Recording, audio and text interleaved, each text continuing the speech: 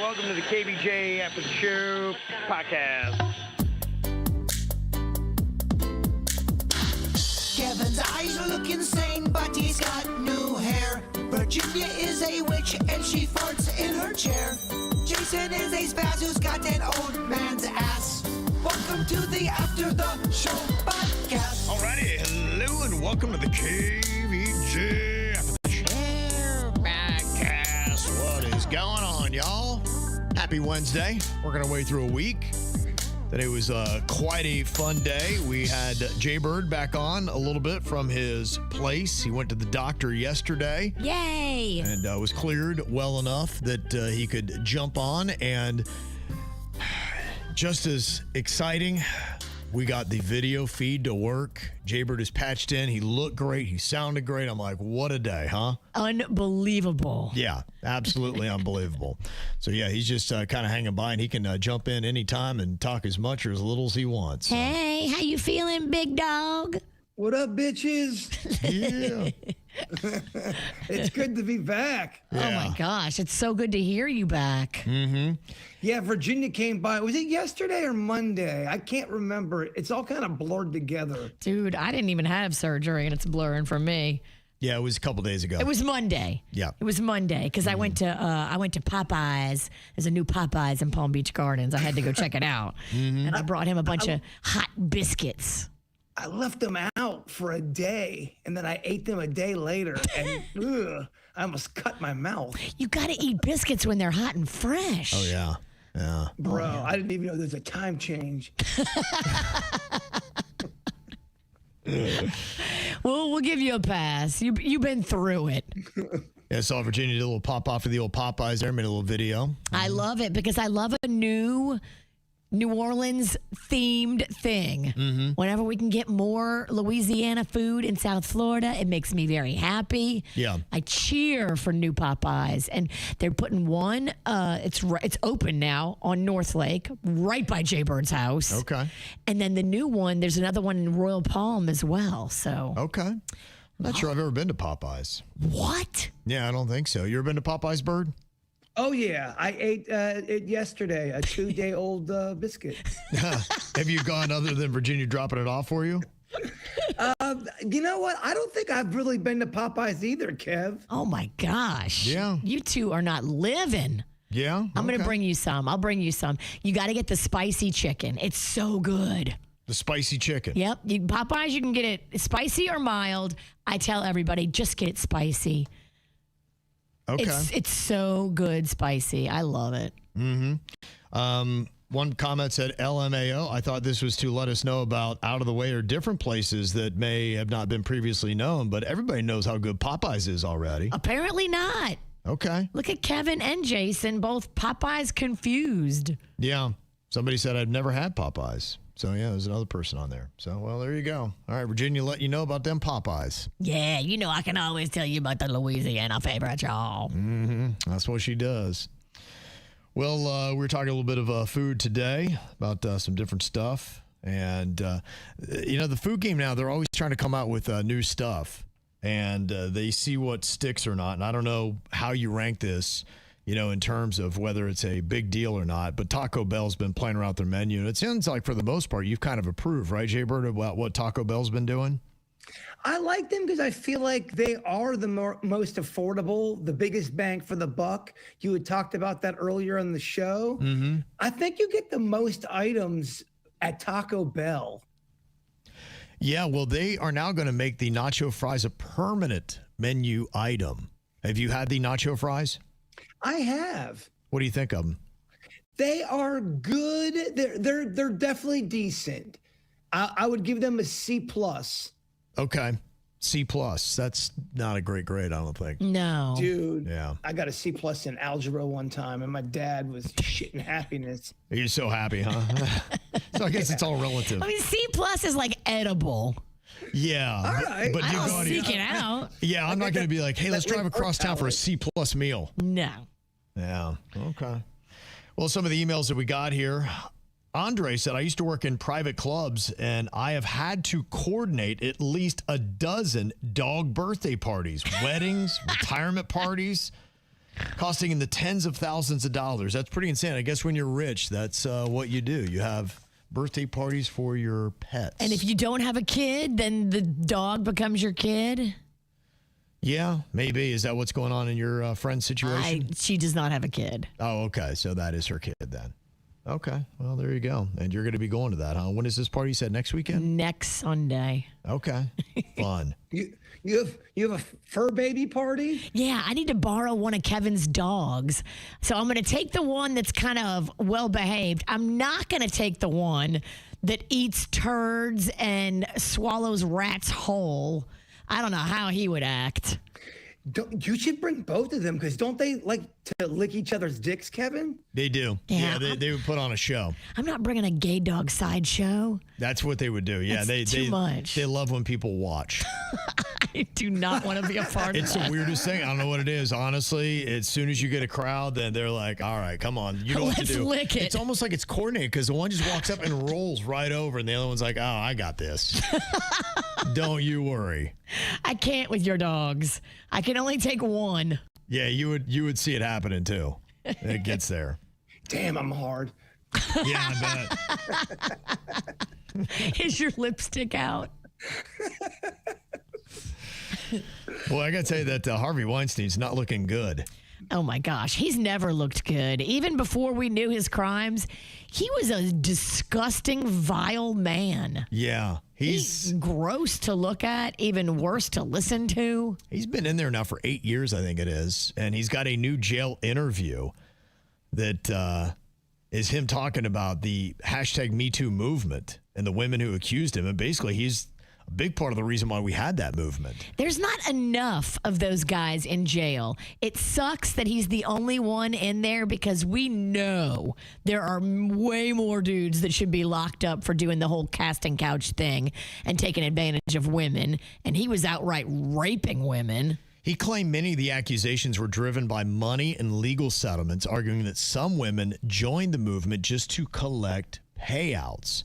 He said the allegations became a march to the money pile, suggesting people filed claims in hopes of receiving large compensation checks. And then he also put some other people on blast. Here he is talking a bit about the allegations. It's hard for me to just leave, to just be a rapist. I don't want that to be my legacy. I want to fight and win these cases. That's why he's still putting up the fight. He says that Gwyneth Paltrow betrayed him. He said that he helped launch her career, put her in some big movies, made her a star. Because of that, he said it hurt when she later spoke publicly about alleged misconduct and supported the accusations against him. She didn't speak for a long time because she was afraid of him. And then when she heard all the other women, she felt that camaraderie, that bond with the women, and finally felt safe enough to speak up, because before then she knew he would blackball her in the industry if he could. Mm-hmm. Now, he denied assaulting her and said that he believes their relationship was misunderstood. I believe Brad Pitt. He added that he feels she turned on him despite the opportunities he says he gave her. BS. He says also most of his Hollywood associates have stopped contacting him. He said people like Jeffrey Katzenberg, Netflix CEO Ted Sarandos, and Bradley Cooper no longer take his calls. Shocking. Yeah.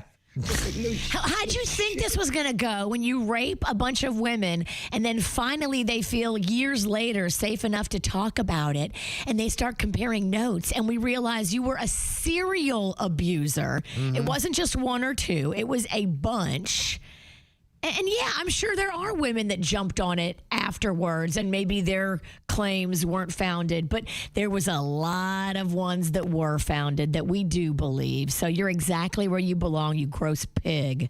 He says his behavior may have been loutish, pathetic, and even abusive, but he insists he's no rapist, just an oversexed schmuck who made some stupid moves and accidentally launched a global social movement, #MeToo. Then why did Brad Pitt try to physically attack you many, many years ago when Gwyneth shared the story of what you did to her? Mm-hmm. This was way before #MeToo. It's documented that Brad Pitt tried to physically attack him when he found out what he did to Gwyneth. Right. Now, you're talking a bit about one of Epstein's former homes that they are now looking for some possible bodies, and it all became to light because of an email that apparently was overlooked in all the Epstein files, talking about two girls that might have been buried on the property that might have died during rough sex. They call it Zorro Ranch is the name of the place, and it's got a new owner that claims he's trying to turn it into some kind of Christian retreat. But I mean, we've all seen the movie Poltergeist. We need to definitely figure out if there's bodies on this property. Yeah, and now I see a lot of people. TMZ's doing a good job, but they've been dropping an interview about every single day, talking to somebody else. Either it was part of an email, mentioned an email. A lot of the survivors they're talking to as well. And this is one of Jeffrey Epstein's survivors revealing what he had told her behind closed doors. When I met with all the survivors, I was listening to them, and I was listening to some of their stories. And I was completely in shock when I found out they were raped. And I had turned around to a Jane Doe, which is my friend. And I came home and I said, oh my God, I just heard so many stories and I'm in shock. I can't believe Jeffrey Epstein raped these girls.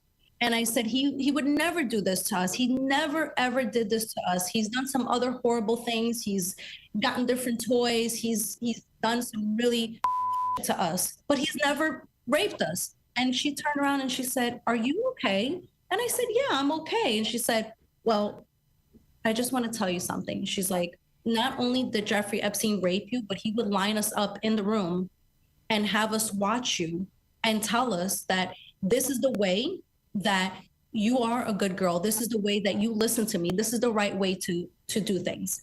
So what happens is, like, trauma, you know, it does its work. Like it blocks everything off. And it did that to me to the point where I couldn't remember what this man did to me. Wow. How about that, huh? Isn't that crazy?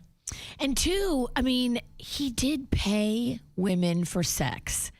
And there are probably girls and women that went voluntarily. Now, overage who went voluntarily is different than underage. It's a completely different conversation. Sure. But I'm sure there are women that went voluntarily and had sex voluntarily and got paid and didn't have the same encounter as a woman that was raped. Because if you say yes, it's not rape. Right. You're there. It's an exchange of money, and if you're overage and you're agreeing to everything, your encounter is going to be different than somebody who is not there of their own free will, especially somebody who's underage, not there of their own free will, which it sounds like from all of these emails and documents, there were plenty of women that were there against their will. Yeah, it seemed like the MO is they were getting younger girls that probably didn't come from a good background or didn't have a lot of money. And so they would throw things at them that they had never seen that would impress them, that would kind of throw them off a bit.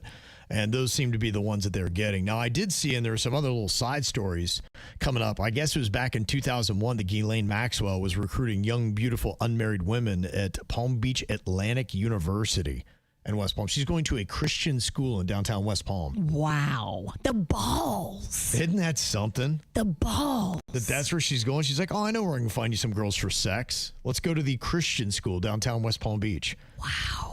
Now, experts noted that trafficking laws were new in 2001 and often believed to apply mainly to foreign victims. So they didn't think about so much that would be trafficking you locally and what that would look like. And so it just really hadn't caught up to the times. Unfortunately, now we just see it so often that it's happening. And think about this, too. You know, there were so many different girls from so many different backgrounds. An abuser like this probably doesn't have one way of interacting with all these different girls. He treated girls differently based on what they could do for him, what they could provide to him, what their resources would be to come after him. Yeah. And, you know, the poor girls from the bad neighborhood don't have the wealthy parents that are invested in their upbringing. If you've got a single mom raising you and she's working 2 jobs, she's not going to be as present as a wealthy dad who's a lawyer, who's there in a 2-parent home and watching everything. and could sue Epstein. So they said because we didn't know a lot about it in 2001, that's why Ghislaine Maxwell did not get on the radar. She probably would have been questioned more in 2005 when things started to come to light a little bit with Jeffrey Epstein, but they just didn't really, no one had written down that, hey, there's this woman that is trying to fish girls out of Palm Beach Atlantic to bring over. Now, this stuff does happen so much, unfortunately, and it does, I think Florida's number 3 in the nation for sex trafficking, and it seems like even if they're not from this state, they are brought here by the sex traffickers. There were those 2 girls in Georgia, right? That weren't they brought here, and they got them here. And here's another one I saw. This is a 16-year-old girl reported missing in North Carolina, and here's a traffic stop that happened in Florida with an older dude that turned out to be 37. What are you doing this evening? Good, man. I can't complain. Young lady, you wouldn't happen to have your ID on you, would you? Yes, sir. This is my little cousin. That's your cousin? Yes, sir. What? 16? Yes, sir. What's your name, young lady? Your name? Huh? Your name? My name is Brandy Brandy Lewis. Lewis? The name and the information you gave me doesn't come back to anything. What's that young lady to you? That's my friend. That's your friend. I met her. Uh-oh. He's like, you're 37, dude. You met her? She's your friend? Creepy. 37-year-old men shouldn't have 16-year-old girlfriends. You're going to come with us, sir. Yeah, I'd say so, too. Ugh. Yeah. Well, it kind of makes you wonder just how rampant this stuff is. And I know you know about Candace Cameron Bure, Jbird, because she was once upon a time back on the Full House, the TV show. But she's a very open Christian. And apparently she got invited and went to a sex party. I would be shocked if anyone knows what her character name was in Full House. No, don't know. DJ Tanner. Oh, sorry. Oh, she was DJ? Oh, wow, guys. Okay, well, I really fucked that bit up. We'll blame it on the pain medicine. Here she is and how she wound up at a sex party. Yeah, I went to a party once with Val because we were married, and it ended up being this underground party that was an S&M, like, sex thing. That was so dark and demonic. And we walked in and my eyeballs were popping out of my head because I saw stuff I've never seen before in my life. And I'm looking at Val going like, how are we here? What is happening? And the one person that invited us, but we made a hard U-turn and walked right out of there. And it just was like so slimy and weird. And I was like, we're going to pause before we ever say yes to going out with that friend again. We just had no idea what we were walking into, and it was so disgusting and gross. She is all about Jesus. I told you that time I ran into her in the bathroom in L.A. Yep. She was literally testifying at the sink to this other girl. She was talking everything Jesus, everything Bible. Like, wow, that's not the girl you bring to an S&M crazy party. Yeah, how you would think that she would want the invite or what's going on, but that's just so odd that even her would wind up at one of those kind of parties in Hollywood, and that does kind of lend to the fact that there's a lot of sexual demonic stuff that is happening that we're starting to hear more about these circles and what all these celebrities are doing and the secret lives that they lead. I guess we feel lucky because I never got introduced to anything sexually demonic as a young person. I guess we're lucky. I guess that's the stuff that goes on in Hollywood. They got a lot of explaining to do.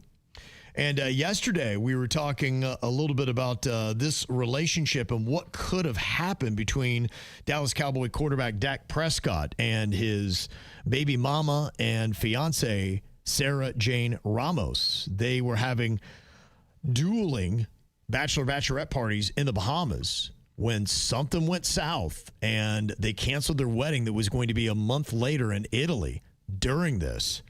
And it appears it is, quote, ongoing infidelity issues that played a role in their broken engagement. She knew he was cheating, and then she finally got the proof to prove it and said, all right. It is believed that Prescott had a history of communicating with other women during his relationship with her, and matters apparently came to a head following the joint bachelorette party in the Bahamas, with Ramos learning that Prescott was allegedly using incognito social media profiles to send inappropriate messages to multiple women and ex-flings. Finsta. Yeah, right. Fake Insta. And he would have to do that because if you saw the real Dak Prescott, you'd be like, what? Oh, hey. Yeah, you would jump all over that. So he had fake accounts and was keeping all this kind of stuff still going. And who knows? I'm wondering if somebody had some cocktails and got a little too honest or accidentally slipped. Maybe one of his boys. Maybe one of her girls. Yeah, I'm just wondering, who spilled the beans and blew this whole thing up? Once enough people know about your infidelity, it is just a matter of time. That's not something that a large group of people is going to be able to sit on. And that spreads like wildfire. Right, exactly. Now, we do have a lot of comments. One of the topics that we did today was things that give you road rage. And Denny's gave someone road rage when he was trying to actually protect a bicyclist and kind of pulled over. Now, one comment is kind of coming at Denny's a bit. How dare you? Jeff says Denny's deserved what he got. He should have just gotten into the next lane completely versus straddling halfway into a lane. That is just dumb. That wasn't how I understood. Is he saying that Denny's was riding in two lanes at the same time? I thought Denny's was saying he went into the completely other lane. Denny's! Did I defend yourself? Did I mishear that? Were you riding on the line across two lanes? Yeah, I was straddling it because... Oh, okay. Well, I have a right-hand turn coming up. Oh. So the only reason I even scooted over was so I didn't hit a biker. And then as I go to get back into the lane that I had edged out of, this guy floored it and got between me and the biker. And then I lost my spot, so I had to slow down and go behind. Who wrote that email? A guy in a gray Honda? Yeah, maybe. So you only did this, it was really quick, it was brief that you were doing that, or how long did you straddle in two lanes? Oh, just to get around the biker. Yeah, okay. Well, so the guy behind me was already tailgating me. So the minute I started changing, he just took that as an opening to get past me. But the only reason I did that was because there's a biker inches from my car. Yeah, I mean, you got technically the move over law. People were saying it's at least 3 to 4 feet of space you got to give to a bicyclist. I guess that is the law. Now, I don't know how that applies if you're in a bike lane. I mean, on the street that I'm on, you may not be able to give them 3 to 4 feet because it's a one lane. You also got the Denny's is an angel law, which, come on now. This man is always doing it right. How dare you step to Denny's? Crazy, right? Crazy. And Meg said, what causes me to rage on the road is when people are polite and they break the rules trying to be nice. Nothing like Denny's issue, but I watched an almost accident happen because a woman stopped while in a circle, I assume they mean roundabout, to let me out. She almost got rear-ended for the sudden stop. Please just follow the rules. She doesn't know the rules. Here's the thing. A lot of people are confused by the roundabout because they weren't taught the roundabout. So they are willy-nilly in the roundabout, and they're winging it, and they don't know what they're doing. Yeah. I was talking to somebody, and they were going straight. Somebody was trying to take a left-hand turn, and the right lane was open. And they flagged them, trying to be all nice. Be like, oh, you go ahead of me.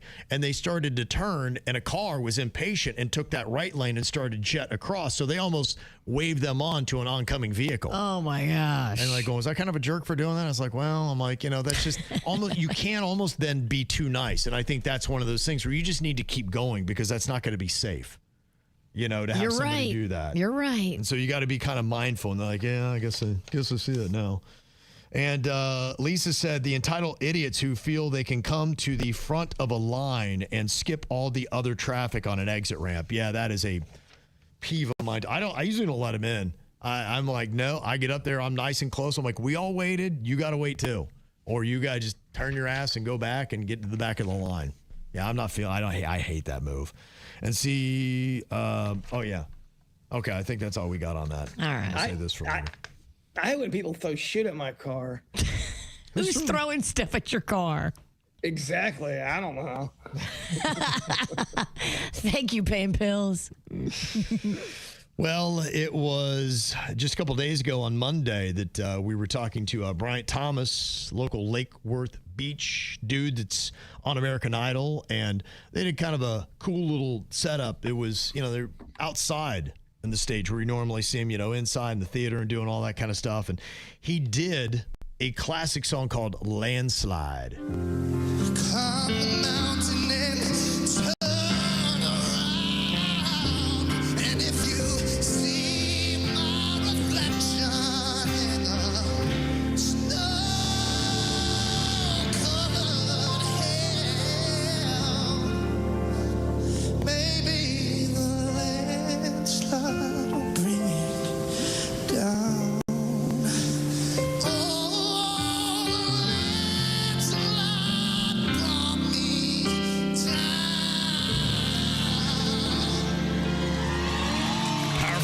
there. Sounding good. Powerful voice. That was something, but I guess that was the end of the road. So we got Bryant in here with us today, but man, what a good run you had, right? I mean, it was a lot of fun. Yeah, man, it's been a blast. The whole experience has been just completely mind-blowing and incredible. Yeah, I mean, it really is to get on there. And, you know, what was cool is to hear you talking about the mentorship that you got with the judges that they had there who've all had amazing careers. Now, is there one piece of advice that really kind of stood out? What do you think you learned the most from this? What are you going to take from your journey to really apply to your career now? To just be unapologetically yourself. Okay. You know, and don't listen to people's advice trying to tell you to change, because whatever you're going through, those people, they have no idea, you know. So you got to be yourself, because the only person that can actually represent you is you. So I think that's tough, and you hear this so often.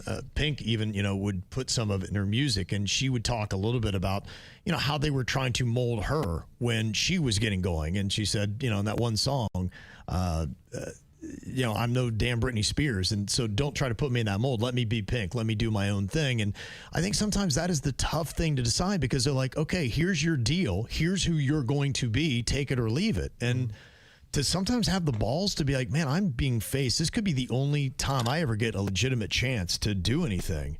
And am I actually going to walk away from this? So did you learn? Do you think if somebody was like, hey, you know, we're cool with it, Brian, but we want you to do this style, and we want you to shave the beard and the hair, and we want you to have frosted tips and short hair. Yeah. We need to work on your dance moves. And you're like, I don't know, maybe that's not me. Well, obviously, there's always room for growth. You know, we got to keep, you know, upgrading and changing the game. So I welcome, you know, all kinds of constructive criticism like that, you know. But at the same time, I got to be me, because that's why people were tuning in the first place. And so, like, I think it's more of like a test. I think it's more like, let's see, like, you know, who's gonna stick through and stay true to themselves, and who, you know, is more susceptible to influence, because it's a really important thing that you're solid in yourself when you're in the music industry, because there's nothing but influence all around you trying to tell you what to do, what to say, how to talk, how to walk. Right. You know, so it's about finding that artist who just like puts their feet in the ground and like keeps going forward. Well, I think not only you walking away with the exposure, I mean, being on American Idol is fantastic. You're able to say that you're in that club. You get some great experience to be able to go on stage, and just you talking about how nerve-wracking that is. I mean, if you can handle the American Idol stage, I would imagine whatever stage you wind up getting in the future of your career, it's like, it's just, I got this. You know, honestly, every time I walk onto a stage where there's people who like are there to hear me, I'm always nervous. It doesn't go away. That's good, though. Being nervous means you care. And it means that you appreciate this moment, and you understand that you could blow it or you could do great, but you want to be great because you want these people to love you. If you're not nervous, I look at you with a little stank eye. Yeah. I remember, you know, Beyonce had always said that she has been nervous for every performance she's ever done. And those butterflies she has in her stomach, she just tries to channel into focus and energy. And it's really about understanding, because your body and your mind, you're going to do those kind of things. But it's, do you have control of it, or does it have control of you? And so I think it's going to be natural. And I think if you process it the right way, that's what the experienced people do. Yeah, and that's one of the things that they were trying to tell me, because like before I went on stage, dude, like my rehearsal, I'm so glad they didn't air it for Hollywood Week. One of the other contestants, or hopefuls, one of the other hopefuls, Genevieve Hayward, was like one of my good friends, and she told me, like, she told the interviews, she was like, you know, everybody's acting like they're not nervous, and it's pissing me off. Like, just admit that you're nervous. Right. Yeah. And I was one of those people that was admitting it. I was like going up to everybody, like because I made a lot of friends, you know, in my Idol experience. Did you keep it real? Yeah. Well, yeah. They were calling me Redneck Gandhi by the end of my time in Nashville. I love that. I just, you know, like. There's a lot of kids in these programs, and you know, whenever I was that age, I didn't really have any kind of like, you know, supportive like role models, or like any kind of just like buddies, you know, to be like, hey, keep your head up, you know, you got this. Right. And so I was, you know, I connected with a lot of people. So Hollywood Week was really difficult for me. Everyone going home, because you know, I was doing like little like lesson sessions with people and just like trying to help them with their stage presence and stuff. Right. And one of the things that I was like needing help with was that nervousness. And they told me that it's like you just got to think of it like a subway train, you know? Okay.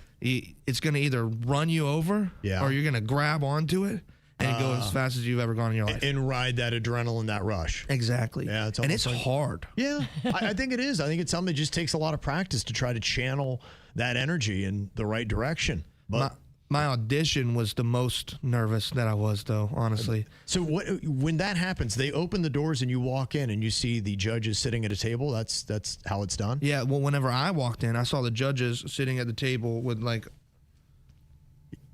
they had books in front of their faces. Why? Because of my story with the shower, secret shower. Yeah. So we just ran with that concept. Oh, they didn't want to see you. Right. They wanted to experience you like we experienced you for the first time with the shower.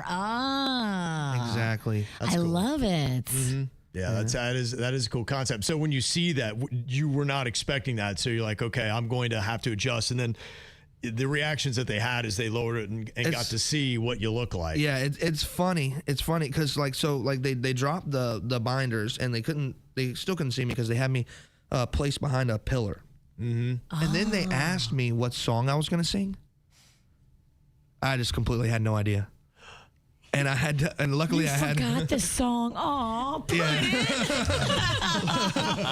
I had a lot on my mind. I get, yeah. No, I get it's a big moment. Yeah, it's unreal when it locks especially up. what I had planned afterwards. And so I was racing, and luckily I had my producer Ron Anthony with me, and he was on the piano, and he was just like on the other side of the pillar, and I was like, they were like, "What are you singing?" And I was like, "Ron."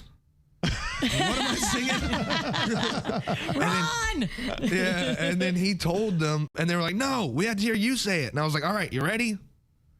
I'm singing Phil Collins, in the air tonight. Oh, not that one, but the other one. Oh, okay, yeah. I forgot. I was about to say in the air tonight Against too. all odds. That's right. Yeah, that's right. Yeah. That's right. Yeah, it's an amazing song. But and then you had also too, because the other thing you're walking away from too is the opportunity that you got on American Idol to propose, and that's a really cool little thing because Aliona is a big part of your career because she started with those TikTok videos and putting that up. I think it was just on the second one.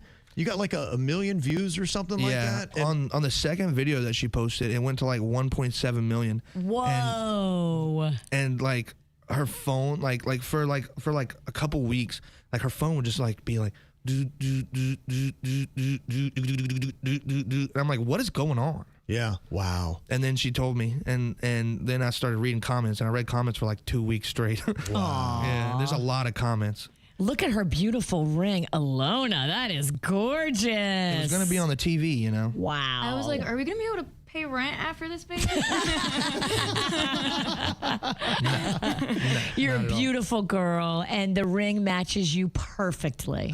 Thank you so much. For him to like want to take the spotlight off of him in that moment. Yeah. And put it over to me. I was like, what are you doing? I can't believe you want to share this. So you moment. were completely stunned. There was no idea that this was going to be going down. Completely stunned. I blacked out. I'm glad they recorded it because I don't remember. I was like, did I cry? I don't even know. Wow. That's amazing. So I mean, the experience alone. To get that exposure, to get the coaching that you got, the chance to really kind of do that. Oh yeah. To have a proposal. I mean, what a life-changing moment. And the fans, you know, there's a lot of diehard supporters of American Idol that would have otherwise had no idea that I existed.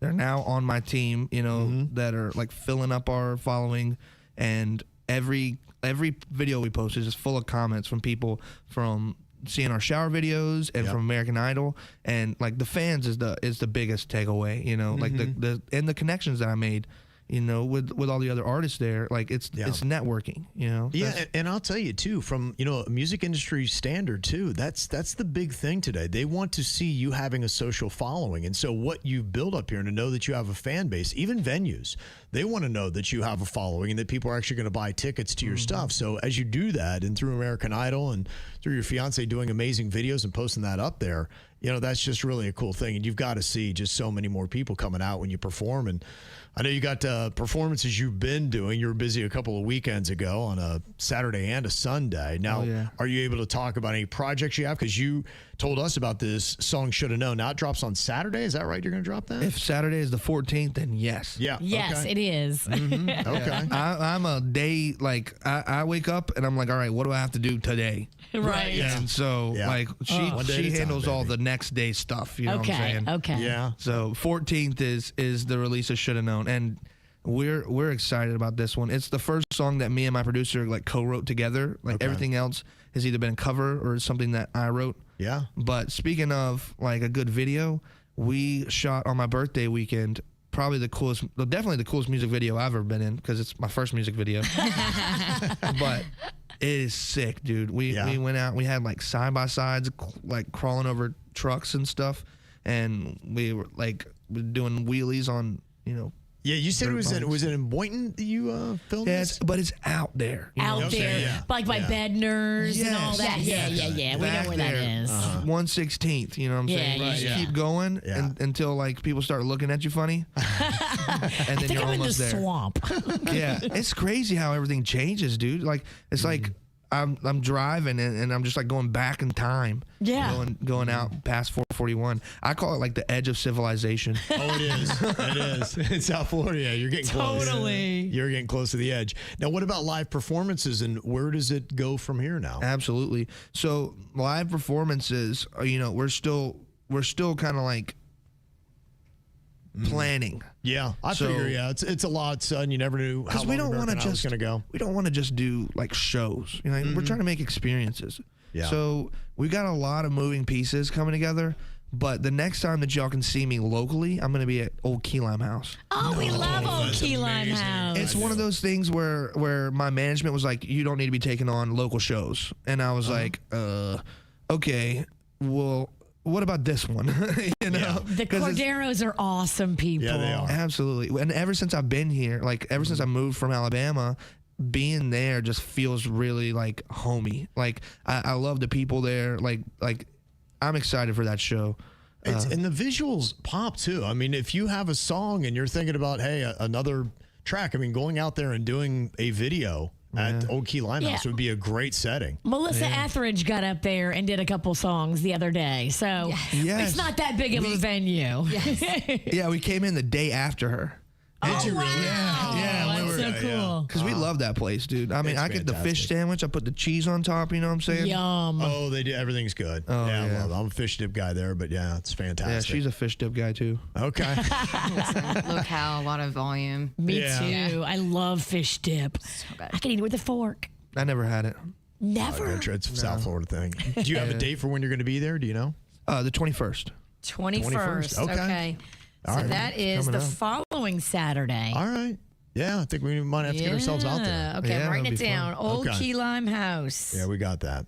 But as for like local shows, we're not really doing a lot until we start like releasing. We're going to be releasing like a tour.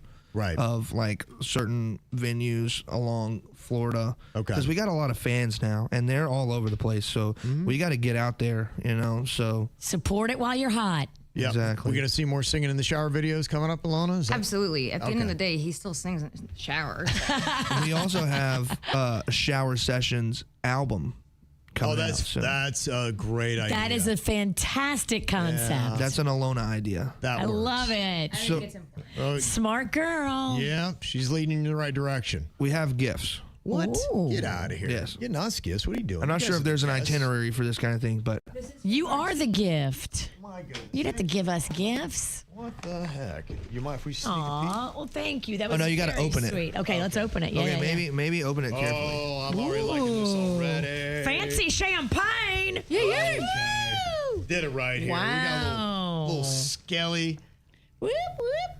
Azulejos. See, look at that. That's a little tequila right there. He's really cool. That's What a cool bottle. That's one of the ones where they write in pen on the label to tell you. Wow. Oh, That's man. y'all brought the fancy Come on, stuff. man. I don't know. There's something for Bird over there, too, that'll make you feel a little bit better. Yeah. You know what I mean? Jbird. We know about Jbird's predicaments, so. Oh, yeah. We were hoping he would be here today, you know. We'll bring him to the Key Lime house. We'll try to talk him into coming out there. True. Put his ass in a wheelchair and roll him out. Yes. I want to do a Jbird collab with the snack pack. You should. Yeah, that's so funny you said that, because I was thinking it would be really awesome, because we are starting to do a little bit more live music and bring them out. I was like, it might be kind of cool if you guys ever had a free night. We could work that out. Yeah, because I just want to throw food off the stage, dude. It'd be great. It's a thrill. Yeah. Yeah. When you find that kid and you hit him right in the head with the cream pie, it's just Oh, it's his dream, I think. It's exhilarating. See, I'm from Mobile, and Mobile's sister cities with New Orleans. So Mardi Gras is like core to like who I am, and so I'm like, you know, there's not really many parades around here. We need more. But the snack pack. The snack pack is a parade. Yeah, I mean that's what a parade is in Mobile. Like in New Orleans, it's mainly like beads and coconuts and spears and stuff. But in Alabama, it's like moon pies and oatmeal cream pies and fudge rounds. I love it. I'm serious. Like you go in and you bring like a big trash bag, and you just fill it up, and that's like all the Debbie cakes you need for like the next year, and then you go back. Same thing with plastic cups. It's just all plastic cups. Go cup. You're gonna be right at home, man. Yeah, you're gonna I be love right at home. That's awesome. Well, congratulations on a nice run, and it's so great to connect with you guys, and I hope to have you out for a lot of stuff. So you guys are always We're so excited, dude. We're big fans of the show. If you can't tell. Well, anything we do, you are welcome to come to. So when you see us doing events and we're going to be on a stage, we are happy to share that stage with you. Thank you so much. We're so proud of you. Yeah. Can't wait to follow everything you're going to do, man. You're going to do big stuff. Thanks so much. Can we give a quick shout out to our team? Yes, of course, everybody. So I called our team and I said, we're going on KVJ. And they were like, okay, we have to make sure that we have gifts, and we're going to come back and give them all of our merch. So they want to take care of you. No, we love you guys. Shout out to Moonshot. They are the ones that helped us get to Hawaii. They're recording the music, putting it out there, putting it on playlists. They are taking care of us. So. That's awesome. Yeah, keeping the wolves off my back. That's for sure. Yeah, there's a lot. I mean, you know, when you don't know what you don't know what you don't know when you step into something like this, and it is a crazy world. And there's been a lot of great stories. There's a lot of struggles and some not so great stories. But it seems like you got a great team around you, and you know, you are set up for nothing but success. Yeah, I love the team that we're working with, and you know, I wouldn't trade them for anything else. You know, they've been super supportive and super helpful in like every aspect. I even got them tatted on me. Aww, that's awesome. And you should. Yeah, it says "Shoot for the Moon." Shoot for the moon. That's cool. And it's got 6 stars to represent the 6 of us that started the company together. So, dude, you just released a song with them today. You know, it's out today. Oh yeah, we do have a song out today with one of the other artists, Grace Love. Yeah, you guys, I see you're gonna be such a good combo together. Thank you. The team actually like hired me after things started going well. They were like, we need her. That's awesome. Please. Yeah, and we're so grateful to be working together. That's so cool. Yeah. Okay, so where do we get the song today? It's out on Spotify, and then I think it's Apple called Music. Coffee. Oh. Coffee. Who doesn't love coffee? Yeah.